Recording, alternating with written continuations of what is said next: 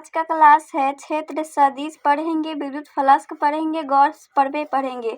तो फर्स्ट है क्षेत्र सदिश एरिया वेक्टर। किसको बोलेंगे वो देखते हैं। प्रत्येक पृष्ठ का क्षेत्रफल एक सदिश राशि होता है जिसमें परिमाण के साथ साथ दिशा भी होता है। तो एक पृष्ठ बोला है लेने के लिए, तो एक पृष्ठ लेंगे। पृष्ठ तो ये पृष्ठ पर जो होगा क्षेत्रफल वो आउटवर्ड लंबवत होगा। ये क्षेत्रफल जो होगा वो हमेशा लंबवत होगा पृष्ठ पर। तो इसका क्षेत्रफल को डिनोट करते हैं ए से। सदिश बोला इसलिए हम इस पर वेक्टर डालेंगे और सदिश को दर्शाने के लिए हम एरिया वेक्टर एन कैप लेंगे। तो इसका फॉर्मूला जो आएगा ए वेक्टर बराबर ए इंटू एन कैप। ये यूनिट वेक्टर एन कैप को बोलते हैं लंबवत मात्रक सदिश।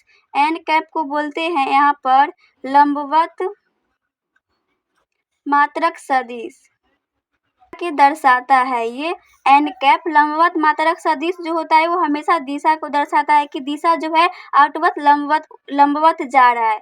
तो एक लेंगे एरिया वेक्टर, ये पृष्ठ था, एक लेंगे एरिया वेक्टर जो इसको बोलते हैं विद्युत क्षेत्र। तो ये एरिया वेक्टर जो है बहुत बड़ा है, तो इसमें लेंगे छोटा डिस्टेंस। ये मान लीजिए कि ये एरिया वेक्टर जो है वो एस है, तो छोटा सा 5 लेंगे इसमें, तो उसको मानेंगे डिस्टेंस डी एस। तो हम बोले हैं एक पृष्ठ पर जो क्षेत्रफल होगा हमेशा लंबवत होगा, तो ये लंबवत हो जाएगा ए वेक्टर। मान लीजिए यहाँ पर ले रहे हैं डिस्टेंस डी एस जिसको बोलेंगे पृष्ठ, ये हमेशा आउटवर्ड अंदर बाहर की ओर होगा, तो ये लंबवत हो गया एरिया वेक्टर ए वेक्टर।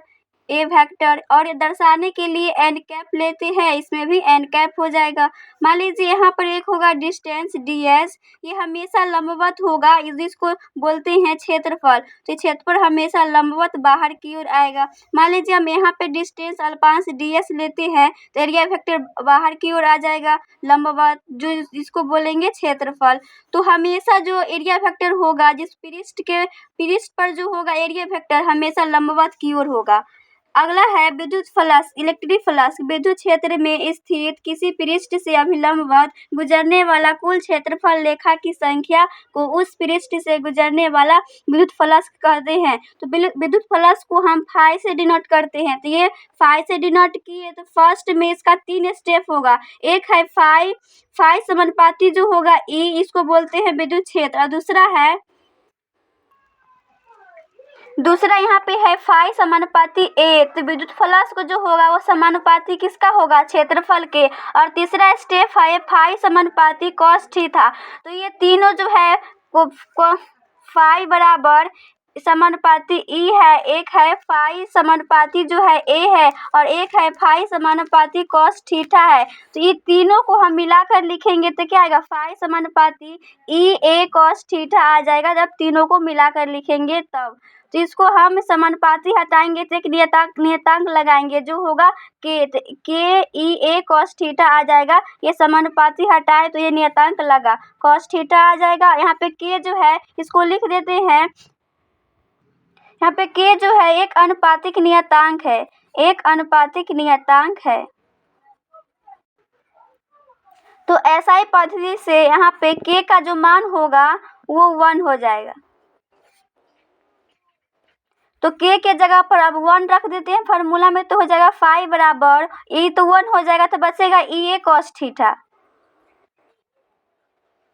तो यही फार्मूला निकल के आया फाई बराबर ई ए कॉस थीटा। तो इसको सदिश रूप में लिखेंगे तो आएगा फाई बराबर ई वेक्टर ये थीटा को दर्शाता है तो सदिश रूप इसका हो गया। अब इसका ये फार्मूला तो निकल के आया फाई बराबर ई वेक्टर इंटू ए वेक्टर। अब इसका मात्रक निकाल लेते हैं फार्मूला से। तो इसका फार्मूला जो आया ई बराबर ई ए आया, फाई बराबर ई आया, तो इसका मात्रक निकालेंगे जो आएगा, मात्रक का फार्मूला लगाएंगे यही फाई बराबर ई ए।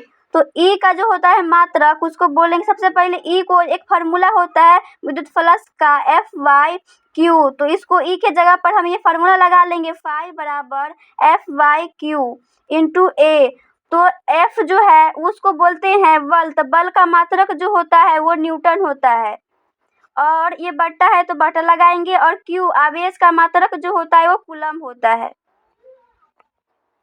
और ए जो है इसको बोलते हैं क्षेत्रफल। क्षेत्रफल का मात्रक जो होता है वो मीटर स्क्वायर होता है। तो इसको लिखेंगे फाई बराबर, न्यूटन को हम एन से डिनोट करते हैं, कूलम को सी से डिनोट करते हैं, और यहाँ पर आ जाएगा एन मीटर स्क्वायर पर कूलम आ जाएगा। न्यूटन को हम एन से डिनोट करते हैं, मीटर स्क्वायर आ गया, और कूलम है जो बट्टा में है वो होगा सी से डिनोट करते हैं। तो ये इसका मात्रक निकल के आया एन मीटर स्क्वायर कूलम। अब इसका विमीय सूत्र निकालेंगे तो फार्मूला वही है फाई ई बराबर ई ए।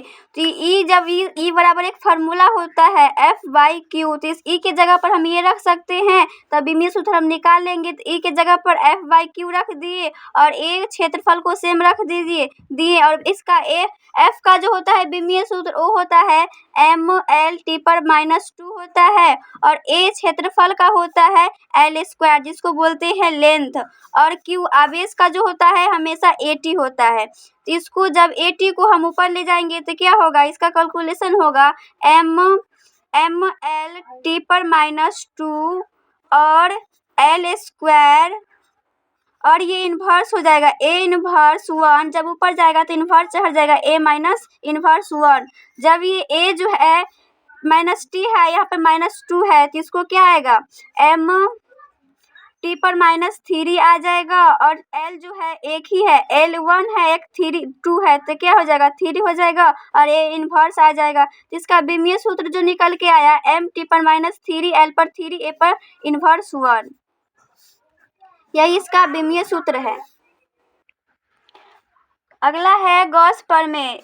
इसका थ्योरी जो है किसी बंद पृष्ठ से गुजरने वाला संपूर्ण वैद्युत फ्लक्स उस बंद पृष्ठ के अंदर निर्वात में उपस्थित कुल आवेश Q का 1/ε0 होता है। जिसका जो फार्मूला जो होता है फाई ई बराबर integration E vector into D S vector बराबर होता है Q/ε0। इसको इस तरह से भी लिख सकते हैं फाई ई बराबर Q/ε0। यहाँ पर एक बंद पृष्ठ लिए हैं, जो बोला है किसी बंद पृष्ठ में, एक बंद पृष्ठ लिए है, इसके आगे पीछे जो है वो विद्युत क्षेत्र है। यहाँ पे P जो है इस पर आपको विद्युत क्षेत्र ज्ञात करना है। ये केंद्र जो है वो है इस पर प्लस Q जो है, प्लस Q के कारण जो, तो आपको बिंदु P पर विद्युत क्षेत्र ज्ञात करना होगा। तो लिखते हैं बिंदु P पर